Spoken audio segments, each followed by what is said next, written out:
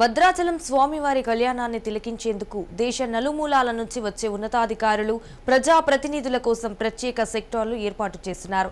ఎన్నికల కోడ్ ఉండడంతో ఈసారి స్వామివారి కళ్యాణానికి ముఖ్యమంత్రి వచ్చే వీలు లేనట్లు తెలుస్తోంది. కళ్యాణానికి పట్టాభిషేకానికి రాష్ట్ర స్థాయి అధికారులతో పాటు గవర్నర్ హాజరయ్యే అవకాశాలు ఉన్నాయి. లోక కళ్యాణార్థం ప్రసిద్ధ పుణ్యక్షేత్రమైన భద్రాచలం శ్రీరామ దివ్య క్షేత్రంలో జరిగే శ్రీ సీతారాముల కళ్యాణానికి భద్రాద్రి సర్వాంగ సుందరంగా ముస్తాబవుతోంది. సీతారాముల కళ్యాణానికి గడువు సమీపిస్తుండటంతో భద్రాద్రి జిల్లా అధికార యంత్రాంగం ఏర్పాట్లలో నిమగ్నమై ఉంది.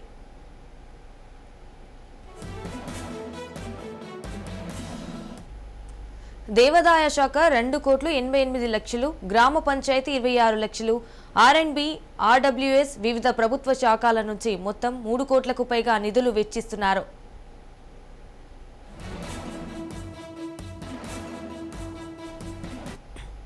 సీతారాముల కళ్యాణానికి వచ్చే భక్తులకు అందించేందుకు దేవస్థానం అధికారులు 250 క్వింటాళ్లతో 2.5 లక్షల ముత్యాల తలంబ్రాల ప్యాకెట్లను సిద్ధం చేస్తున్నారు.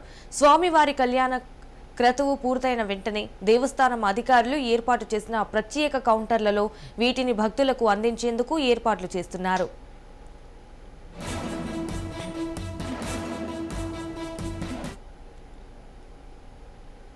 సీతారామస్వామి దేవాలయంలో రేపు జరగబోయేటటువంటి శ్రీరాముల వారి కళ్యాణానికి అయితే అన్ని ఏర్పాట్లు కూడా పూర్తి చేసినటువంటి జిల్లా అధికారులు మరియు దేవాదాయ శాఖ అధికారులు చెప్తున్న పరిస్థితి ఉంది. ముఖ్యంగా మనం చూసుకుంటే ఈరోజు ఎదుర్కోళ్లతోటి ప్రారంభమయ్యేటటువంటి ఈ యొక్క ఆ ఎదుర్కోళ్లతోటి ప్రారంభమయ్యేటటువంటి ఈ కళ్యాణ వేడుకలు రేపు సీతారాముల అభిజిత్ లగ్నంలో రేపు సీతారాముల వారి కళ్యాణం, అదేవిధంగా ఎల్లుండి శ్రీరాముల వారి పట్టాభిషేకం కార్యక్రమంతో అయితే ముగుస్తుందని చెప్పొచ్చు. దీనికి సంబంధించి ఇప్పుడు బ్రహ్మోత్సవాలు కూడా నడుస్తున్నాయి. ముఖ్యంగా మనం చూసుకుంటే సీతారాముల వారి కళ్యాణానికి సంబంధించి మొత్తం అన్ని ఏర్పాట్లు కూడా పూర్తి చేసినటువంటి చలువ పందిర్లు కావచ్చు, లేదు అనుకుంటే వచ్చే భక్తులకు మంచినీరు, అదేవిధంగా మజ్జిగ ప్యాకెట్లు, స్క్రీన్ అంటే ప్రతి ఒక్క భక్తుడు కూడా ఈ సీతారాముల కళ్యాణాన్ని తిలకించేందుకు ఏర్పాటు చేసినటువంటి స్క్రీన్లు అన్ని విధాలుగా కూడా మొత్తం అన్ని ఏర్పాట్లు పూర్తయినటువంటి దేవాదాయ శాఖ జిల్లా అధికారులు చెప్పిన పరిస్థితి కూడా ఉంది. ముఖ్యంగా మనం చూసుకుంటే ఏదైతే భద్రాచలం వచ్చినటువంటి భక్తుడు ఎవరూ కూడా ఇబ్బంది పడకూడదు, అంటే ప్రసాదాల కౌంటర్లు ఎక్కడున్నాయి, తలంబ్రాల కౌంటర్లు ఎక్కడున్నాయి, అదేవిధంగా స్వామివారి కళ్యాణానికి సంబంధించి కావచ్చు, లేకపోతే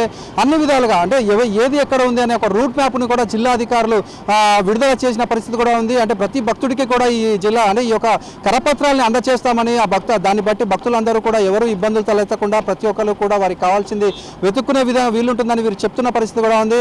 అదేవిధంగా జిల్లా కలెక్టర్ ప్రియాంక అలా మాట్లాడుతూ ఇటు సామాన్య భక్తుల నుంచి ప్రతి ఒక్క భక్తుడు కూడా ఎవరు కూడా ఎటువంటి ఇబ్బందులు తలెత్తకుండా ఏర్పాట్లన్నీ కూడా పూర్తి చేశామని, దీనికి సంబంధించి ప్రసాదాలు ఇప్పటికే అంటే 2,50,000 వరకు కూడా ప్రసాదాలను సిద్ధం చేసినట్లు ఆలయ ఈవో చెప్పిన పరిస్థితి కూడా ఉంది. అదేవిధంగా దేవాదాయ శాఖ తరఫున కూడా మొత్తం అంటే అక్కడ ఉన్నటువంటి అధికారులందరూ కూడా ఈ యొక్క కళ్యాణ ఏర్పాట్లను కూడా పర్యవేక్షిస్తున్నట్లుగా కూడా మనం చూడవచ్చు. ముఖ్యంగా మనం చూసుకుంటే ఇటు పోలీస్ శాఖ పరంగా చూసుకుంటే మావోయిస్టు ప్రభావిత ప్రాంతమైనటువంటి ఈ ఏరియాలో యొక్క అంటే దేశం నలుమూలల నుంచి ప్రజలు కావచ్చు, లేకపోతే ప్రముఖులు, అదేవిధంగా ఇటు అధికారులందరూ కూడా ఈ యొక్క కళ్యాణానికి వస్తుండటంతో ఇక్కడ దీనికి సంబంధించినటువంటి కట్టుదిట్టమైనటువంటి చర్యలు కూడా చేపట్టినట్లు జిల్లా ఎస్పీ రోహిత్ రాజ్ తెలిపిన పరిస్థితి కూడా ఉంది. ముఖ్యంగా మనం చూసుకుంటే 2,000 మంది సిబ్బందితోటి ఈ యొక్క బందోబస్తును నిర్వహిస్తున్నట్టయితే అంటే రోహిత్ రాజ్ చెప్పిన పరిస్థితి కూడా ఉంది. ఏ ఒక్క భక్తుడికి కూడా ఇబ్బందులు తలెత్తకుండా అంటే పార్కింగ్ కావచ్చు, లేకపోతే మరి ఇతర ఏ ఒక్క ఇబ్బంది తలెత్తకుండా వీరైతే కట్టుదిట్టమైనటువంటి భద్రతా చర్యలు చేపడుతున్నట్టు, అదేవిధంగా మావోయిస్టు ప్రభావిత ప్రాంతం కాబట్టి ఇక్కడ కూంబింగ్ను కూడా విస్తృతం చేశామని జిల్లా ఎస్పీ తెలిపిన పరిస్థితి కూడా ఉంది. అదేవిధంగా మనం ముఖ్యంగా చూసుకుంటే ఈ యొక్క సీతారాముల వారి కళ్యాణానికి సంబంధించి టీఎస్ఆర్టీసీ 238 సర్వీసుల్ని భద్రాచలానికి నడుపుతున్న పరిస్థితి ఉంది. అంటే ఇప్పుడు సీతారాముల కళ్యాణం అంటే ఇటు దేశ నలుమూలల నుంచి కూడా ఇది ఒక పండుగల అంటే ఇది ఒక కళ్యాణాన్ని అయితే చూస్తే అదృష్టంగా భావించి ప్రతి ఒక్క భక్తజనం ఉంటారు. దీనికి సంబంధించి దేశం నలుమూలల నుంచి కూడా ఇక్కడికి చేరుకునే అవకాశం ఉండటంతో టీఎస్ఆర్టీసీ 238 ప్రత్యేక బస్సుల్ని కూడా ఇటు భద్రాచలానికి అయితే నడుపుతున్న పరిస్థితి ఉంది. అదేవిధంగా పక్క రాష్ట్రమైనటువంటి ఆంధ్ర రాష్ట్రం నుంచి కూడా సుమారు 150 నుంచి 170 ఏపీఎస్ఆర్టీసీ బస్సుల్ని కూడా ఈ యొక్క భద్రాచలానికి అయితే వీరు నడుపుతున్న పరిస్థితి అంటే ఇటు ఆంధ్ర నుంచి జనం ఎక్కువ వచ్చే అవకాశం ఉన్నందున, ఎందుకంటే పక్క రాష్ట్రం అదేవిధంగా గతంలో ఉమ్మడి రాష్ట్రాల్లో ఉన్నప్పుడు సీతారాముల కళ్యాణానికి ఇటు మన రెండు తెలుగు రాష్ట్రాల నుంచి కూడా జనాభా అధిక సంఖ్యలో పాల్గొన్నారు. కావున ఇప్పుడు ఆంధ్ర నుంచి కూడా అనేక మంది భక్తులు వస్తారు అన్న ఒక ఉద్దేశంతో అక్కడ అంటే టీఎస్ఆర్టీసీ కూడా 150 నుంచి 170 బస్సులు వీళ్ళు నడుపుతున్న పరిస్థితి కూడా ఉంది. ముఖ్యంగా మనం చూసుకుంటే ఏపీఎస్ఆర్టీసీ నుంచి వచ్చే బస్సులకి ఇటు ట్రాఫిక్ ఇబ్బందులు తలెత్తకుండా ఏదైతే భద్రాచలము ప్రభుత్వ కళాశాలలో ఏరియాలో అయితే ఒక వీళ్ళు బస్ స్టాండ్ అంటే ఈ యొక్క బస్సులకు సంబంధించినటువంటి స్థలాన్ని కూడా కేటాయించారు. అక్కడ దిగినటువంటి ప్రయాణికులు అందరూ కూడా మినీ బస్సుల ద్వారా అక్కడ నుంచి అంటే కరకట్ట వరకు కూడా రావచ్చు. అదేవిధంగా అక్కడ ప్రతి ప్రయాణికుడు కూడా 10 రూపాయలు చెల్లించి ఎక్కడి నుంచి ఎక్కడైనా కూడా దిగొచ్చని ఇటు ఆర్టీసీ వారు చెప్పిన పరిస్థితి కూడా ఉంది.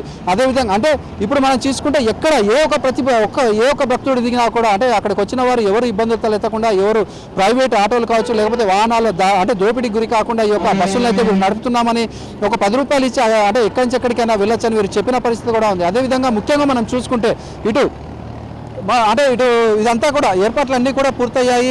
మొత్తంగా అంటే ఇప్పుడు మనం చూసుకుంటే దేవాదాయ శాఖ తరపున 2,38,00,000 కావచ్చు, లేకపోతే గ్రామ పంచాయతీ తరపున 26 లక్షలు, మిగతా అన్ని శాఖల తరపున 3 కోట్ల వరకు కూడా వెచ్చించి కళ్యాణ ఏర్పాట్లు అన్నీ కూడా చేస్తున్నట్లుగా కూడా చూడవచ్చు. ఇక్కడికి వచ్చేటటువంటి భక్తులు అంటే కళ్యాణం అభిజిత్ లగ్నంలో జరిగేటటువంటి కళ్యాణాన్ని చూసేటటువంటి వచ్చేటువంటి భక్తులు ఎవరు కూడా ఇబ్బందులు తలెత్తకుండా మంచిక ప్యాకెట్లు కావచ్చు, మజ్జిగ ప్యాకెట్లు, అదేవిధంగా కళ్యాణం అక్కడ దాకా వచ్చి చూడలేదు అనే అంటే ఎవరు కూడా ఇబ్బందులు పడకూడదని మొత్తం అక్కడ ఎల్ఈడి స్క్రీన్లు కూడా పెట్టారు. మొత్తం 24 సెక్టార్లుగా అంటే ఈ యొక్క అక్కడ ఉన్నటువంటి కళ్యాణం జరిగే ప్రాంతాలన్నింటినీ కూడా 24 సెక్టార్లుగా అయితే విభజించారు.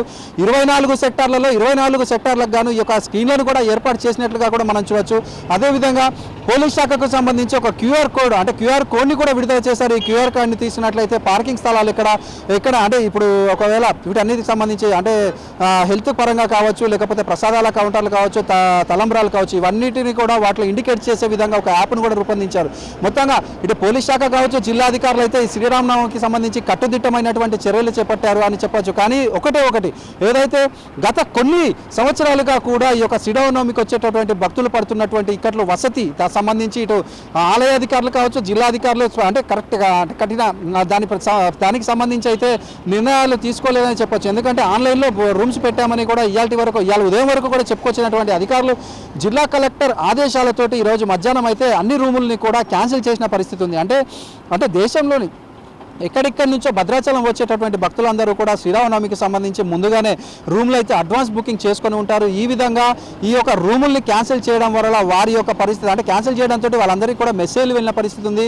రూములు క్యాన్సిల్ అయిపోయాయని. కానీ వారందరూ కూడా అంటే ఇక్కడికి వస్తే ఎక్కడ ఉండాలి, ఈ యొక్క కళ్యాణాన్ని ఏ విధంగా తిలకించాలనే ఒక విస్మయంలో వీరందరూ కూడా ఉన్నట్టుగా చూడొచ్చు. అయితే ఇప్పటికైనా జిల్లా అధికారులు స్పందించి ఏదైతే సామాన్య భక్తులు ఈ రూములు బుక్ చేసుకున్నారో వారందరికీ కూడా లాభం చేకూరేలా వాళ్ళు బుక్ చేసుకున్నటువంటి రూమ్లు వాళ్ళకే ఇవ్వాలని వారందరూ కూడా కోరుకుంటున్న పరిస్థితి ఉంది. మరొక విషయం ఏదైతే అంటే ఇప్పుడు భద్రాచలానికి సుమారు 30,000 నుంచి 1,00,000 మంది జనాలు హాజరై శ్రీరామనవమి కళ్యాణాన్ని తిలకిస్తారు. కానీ కొన్ని కోట్ల మంది తెలుగు ప్రజలు కావచ్చు, లేకపోతే దేశంలోని రామభక్తులందరూ కూడా సీతారాముల యొక్క కళ్యాణాన్ని ఈ యొక్క టీవీలలో కానీ సోషల్ మాధ్యమాల్లో కానీ తిలకిస్తుంటారు. ఎందుకంటే దానికి కారణం ప్రతి సంవత్సరం కూడా లైవ్ ఇస్తూ ఉండటం. కానీ ఈసారి ఎన్నికల కోడ్ సాకు చూపెడుతూ ఈసీ లైవ్ని ఇవ్వద్దు అంటూ కూడా వీరు చెప్పారు. ఇప్పటికే ఇటు సీఎం కావచ్చు, లేకపోతే మంత్రులు ఎవరు కూడా ఇక్కడికి కోడ్ వల్ల రాకపోవడం, అదేవిధంగా ఇప్పుడు ఈ యొక్క లైవ్ను కూడా ఈసీ అధికారులు అయితే తీసేయడంతో ఇటు రామభక్తులందరూ కూడా నిరాశలో ఉన్నట్టుగా కూడా చెప్తున్నారు. ఎందుకంటే లైవ్లో చూసిన పుణ్యం వస్తుందని కూడా వీరందరూ భావించే పరిస్థితి ఉంది. కానీ ఈ విధంగా లైవ్ తీసేయడం సమంజసం కాదని వీరందరూ చెప్తున్న పరిస్థితి ఉంది.